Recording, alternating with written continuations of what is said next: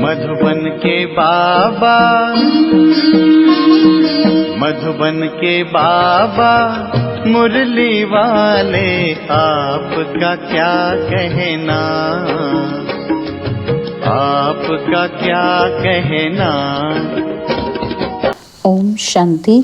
आज 3 फरवरी 2025 के साकार मधुर महावाक्य है। आज मीठे मीठे बाप दादा बोले, मीठे बच्चे, आत्मा रूपी ज्योति में ज्ञान योग का घृत डालो तो ज्योत जगी रहेगी। ज्ञान और योग का कॉन्ट्रास्ट अच्छी रीति समझना है। बाबा ने कहा, मीठे बच्चे, आत्मा रूपी ज्योति में ज्ञान योग का घृत डालो तो ज्योत जगी रहेगी। ज्ञान और योग का कॉन्ट्रास्ट अच्छी रीति समझना है। बाबा ने आज प्रश्न पूछा कि बाप का कार्य प्रेरणा से नहीं चल सकता, उन्हें यहाँ आना ही पड़े, क्यों? तो उत्तर में बाबा ने समझाया, क्योंकि मनुष्य की बुद्धि बिल्कुल तमो प्रधान है। तमो प्रधान बुद्धि प्रेरणा को कैच नहीं कर सकती।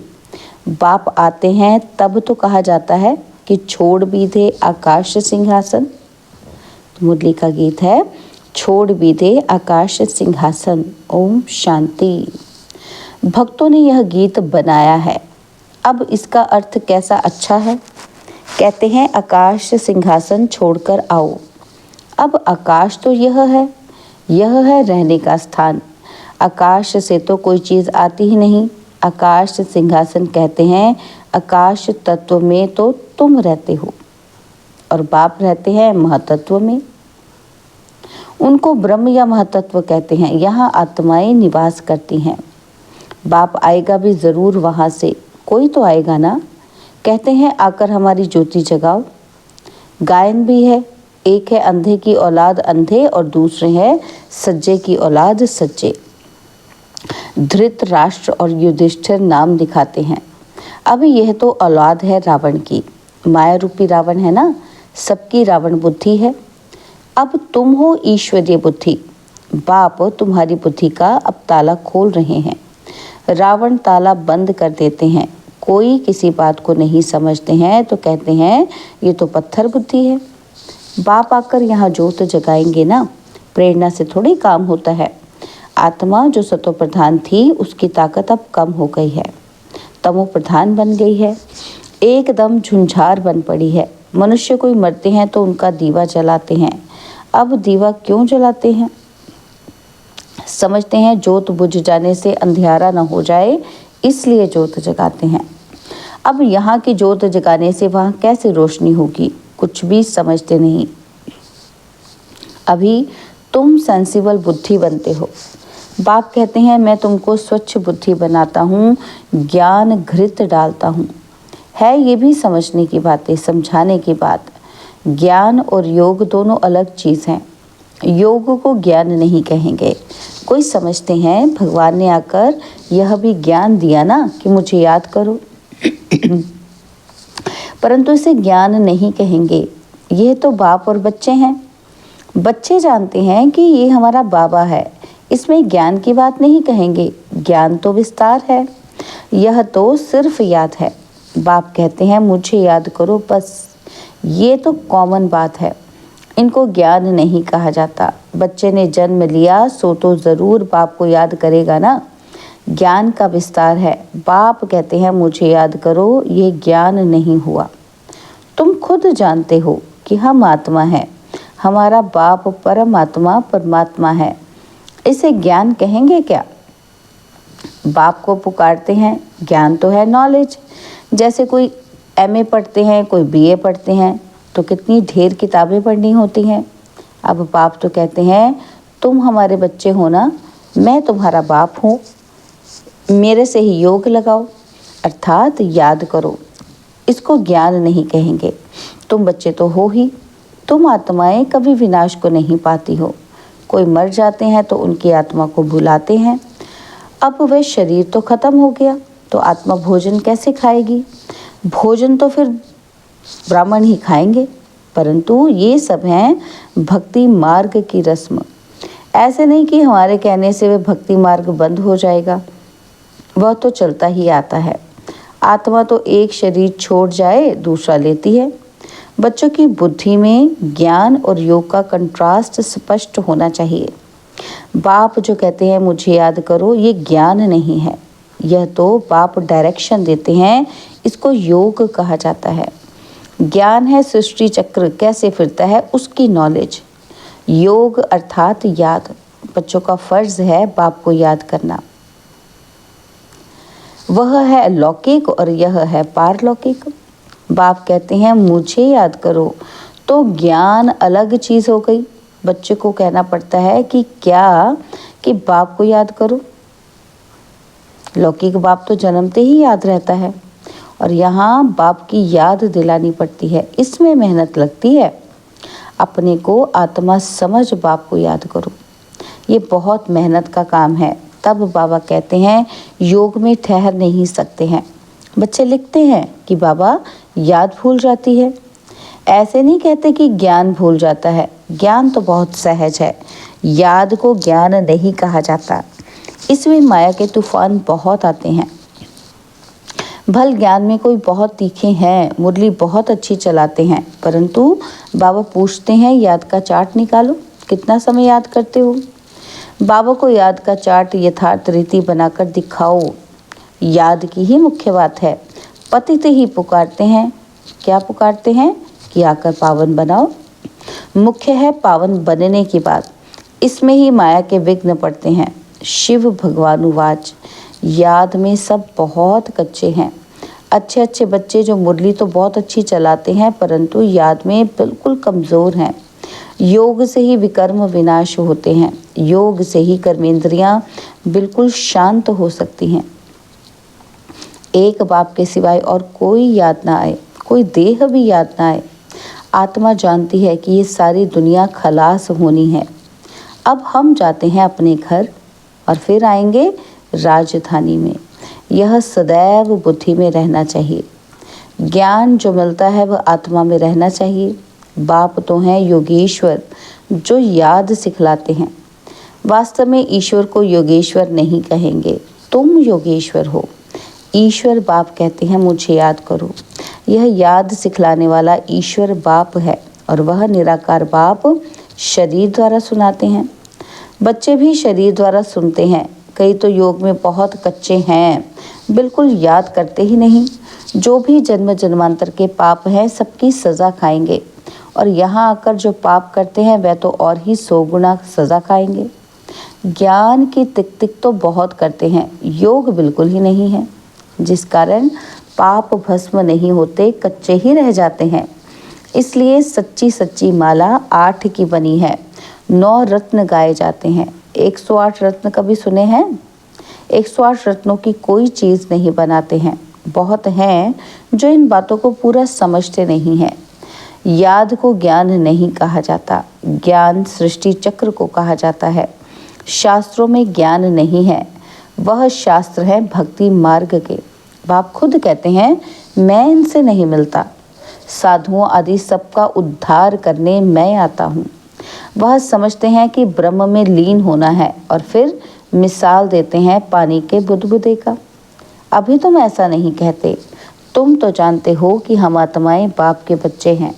मामेकम याद करो, यह अक्षर भी कहते हैं परंतु अर्थ नहीं समझते। भल कह देते कि हम आत्मा हैं, परंतु आत्मा क्या है, परमात्मा क्या है, यह ज्ञान बिल्कुल नहीं। यह बाप ही आकर सुनाते हैं। अभी तुम जानते हो कि हम आत्माओं का घर वह है, वहाँ सारा सिजरा है।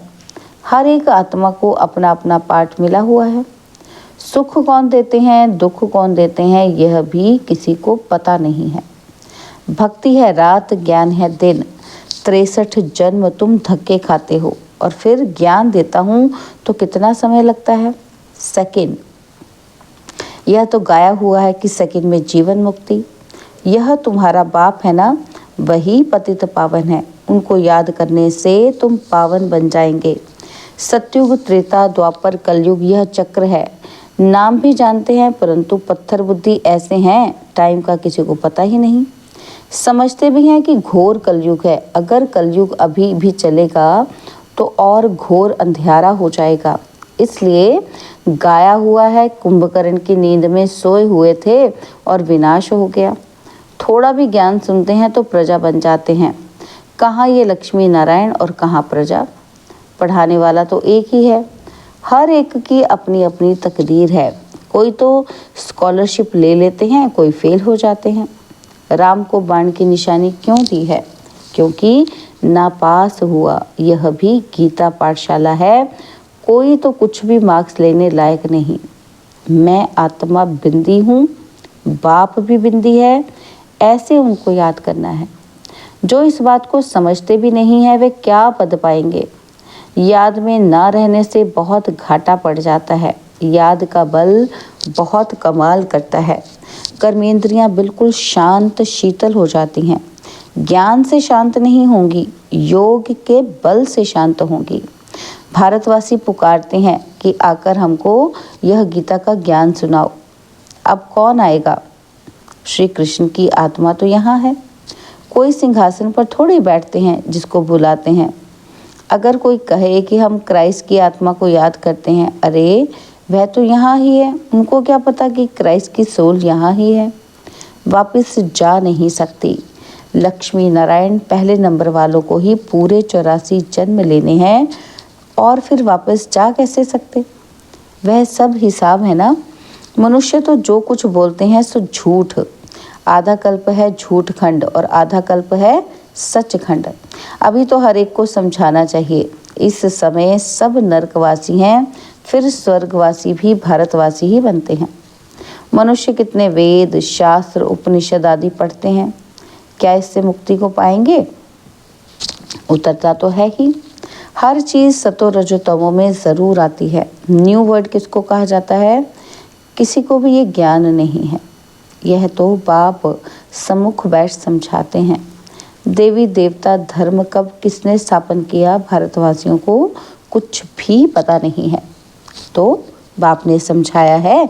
ज्ञान में भल कितने भी अच्छे हैं, परंतु योग में कोई बच्चे नापास हैं। योग नहीं तो विकर्म विनाश नहीं होंगे, ऊंच पद नहीं पाएंगे। जो योग में मस्त हैं वही ऊंच पद पाएंगे। उनकी कर्मेंद्रियां बिल्कुल शीतल हो जाती हैं। देह सहित सब कुछ भूल देही अभिमानी बन जाते हैं। हम अशरीरी हैं, अब जाते हैं घर। उठते बैठते समझो कि अब ये शरीर तो छोड़ना है। हमने पाठ बजाया, अब जाते हैं घर। ज्ञान तो मिला है। जैसे बाप में ज्ञान है, उनको तो किसी को याद नहीं करना है। याद तो तुम बच्चों को करना है।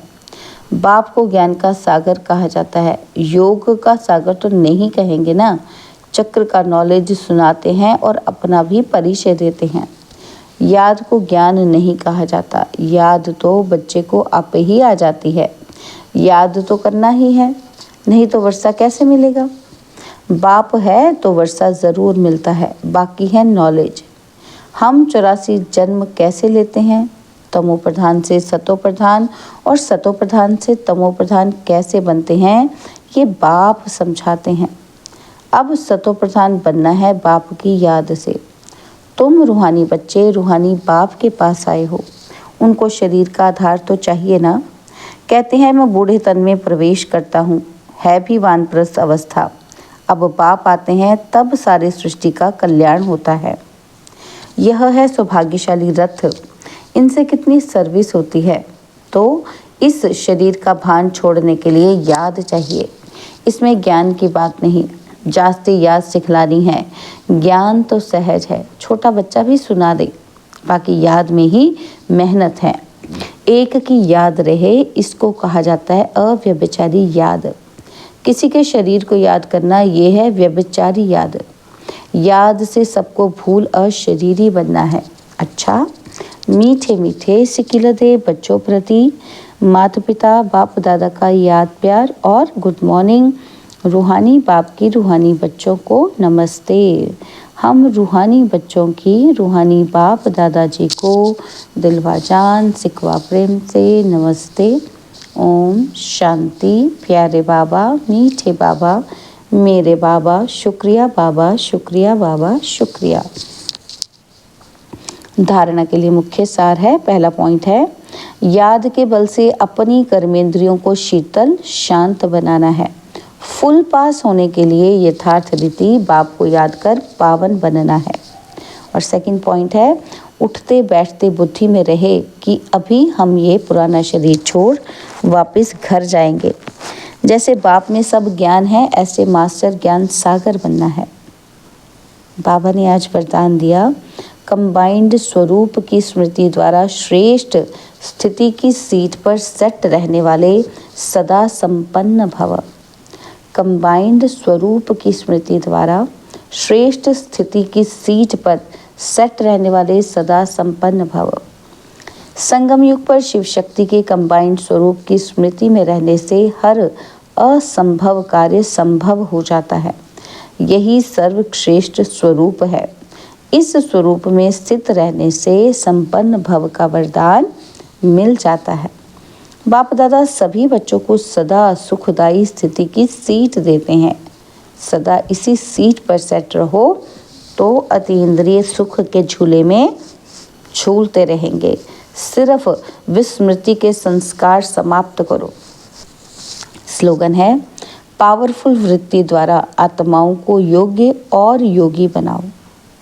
पावरफुल वृत्ति द्वारा आत्माओं को योग्य और योगी बनाओ। बाबा के आज के अव्यक्त इशारे हैं, एकांत प्रिय बनो, एकता और एकाग्रता को अपनाओ। एकांत प्रिय बनो, एकता और एकाग्रता को अपनाओ। एकमत का वातावरण तब बनेगा जब समाने की शक्ति होगी। तो भिन्नता को समाओ, तब आपस में एकता के समीप आएंगे और सर्व के आगे दृष्टांत रूप बनेंगे। ब्राह्मण परिवार की विशेषता है कि अनेक होते भी एक। यह एकता का वाइब्रेशन सारे विश्व में एक धर्म, एक राज्य की स्थापना करेगा। इसलिए विशेष अटेंशन देकर भिन्नता को मिटाकर एकता लानी है। ओम शांति।